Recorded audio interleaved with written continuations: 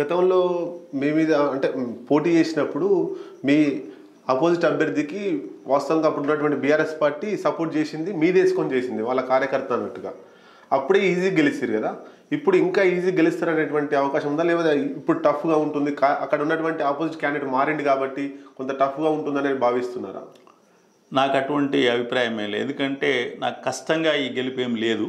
ఎందుకు లేదు అంటే, నేడు తెలంగాణ రాష్ట్ర ఐక్య ఉపాధ్యాయ ఫెడరేషన్ TSUTF ఒక బలమైన సంఘంగా ఉంది.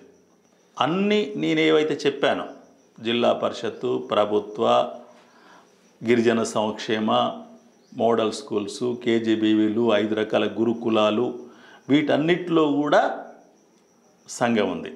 వీటన్నిటిలో కూడా TPTF సంఘం కూడా ఉంది. TPTF వాళ్ళు నాకు మద్దతు ఇస్తున్నారు, ఆ ఉపాధ్యాయ సంఘం కూడా ఇస్తుంది. ఈ 2 సంఘాలు కలిసినాక ఇంతకంటే పెద్ద ఓటు బ్యాంకు కలిగింది ఇంకెవరికి లేదు.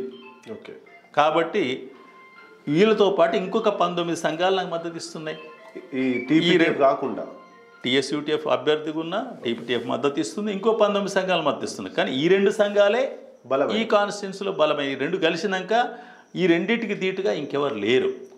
అందువల్ల నా గెలుపు నల్లేరు మీద నడకలాగా ఉంటుంది. దీంతోపాటు ఉన్నత విద్యలో కూడా జూనియర్ లెక్చర్లు కానీ, డిగ్రీ లెక్చర్లు కానీ, యూనివర్సిటీలలో నా కృషి చాలా ఉంది. కాబట్టి వాళ్ళందరూ గుర్తించి నాకు ఓటేస్తామని వాళ్ళే వచ్చి నా కొరకు పనిచేస్తున్నారు. కాబట్టి ఈ 6 సంవత్సరాల పని ద్వారా ఇంకా చాలామంది నాకు నా పనిని గుర్తించి నా కొరకు పనిచేసే వాళ్ళు పెరిగారు.